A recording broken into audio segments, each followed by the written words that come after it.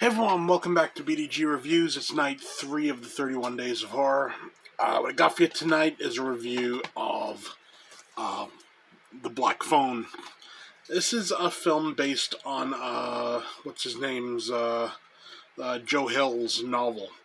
Now, I haven't read the novel, but I do know Joe Hill is Stephen King's son, and it's just weird. Let me put it this way. Watching this movie, this feels like a Stephen King story. So I guess, apple doesn't fall far from the tree. Basic plot of this is you got this kid, see what's his name? Finney Shaw? I don't know. This kid gets abducted. Essentially what's going on is there's someone abducting kids, and then, they're ending up dead and everything, or just, disappeared. He ends up getting abducted by this guy. And he's played by Ethan Hawke, a really good role.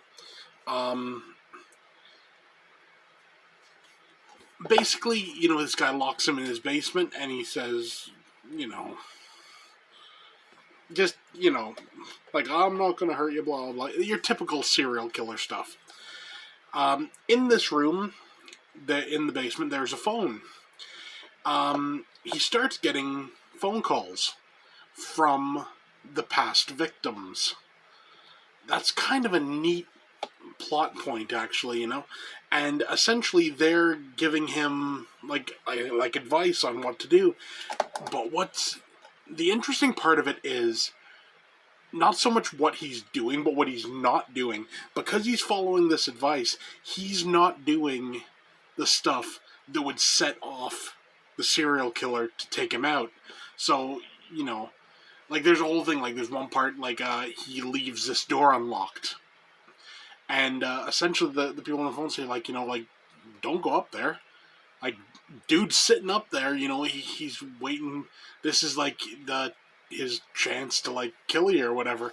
So, he doesn't go up there. He doesn't do anything. And it's well, what do you do? This kid's, I've made these rules that when they break them, I can kill them.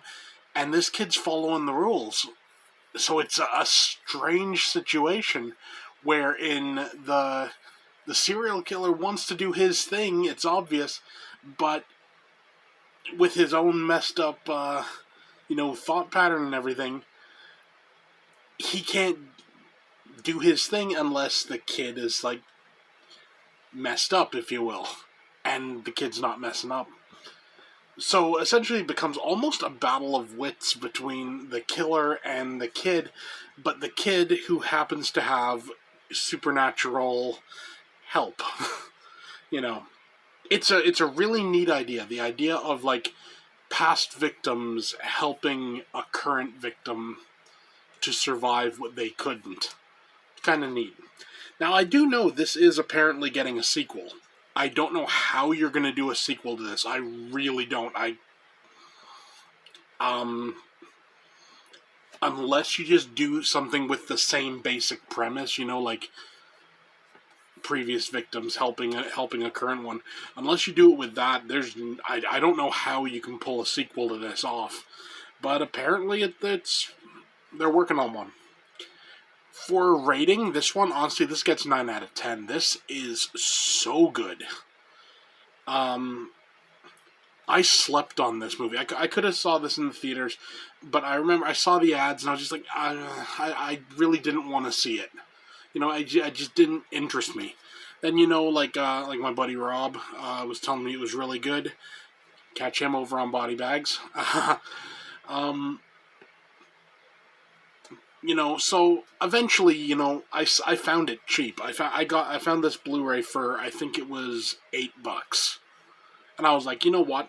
For that price, even if I don't like it, it's not a big waste. But I thoroughly enjoyed it. Such a good movie, honestly. And the fact, that did they get any I don't know if they got any nominations for this, but there should be a nomination for Ethan Hawke in this because his acting is great. Really solid movie, nice atmosphere, everything's good. So yeah, 9 out of 10, The Black Phone, definitely recommend it if you haven't seen it. Pick it up, you can get it cheap now, so yeah. That's it for me. See you tomorrow.